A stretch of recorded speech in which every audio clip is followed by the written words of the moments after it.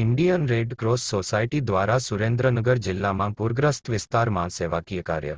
અત્યારે સમગ્ર ગુજરાતમાં વરસાદનો માહોલ છે, જેમાં અમુક જિલ્લાઓમાં પૂર પરિસ્થિતિ નિર્માણ પામેલ છે, જેમાં Indian red cross society Gujarat રાજ્ય શાખાના માનનીય ચેરમેન શ્રી અજયભાઈ પટેલ સાહેબના નેતૃત્વમાં વિવિધ જિલ્લા શાખાના ચેરમેનશ્રીના માર્ગદર્શનમાં સ્વયંસેવકો દ્વારા અસરગ્રસ્ત વિસ્તારોમાં લોકોની મદદ તેમજ અસેસમેન્ટ કામગીરી હાથ ધરવામાં આવી રહી છે.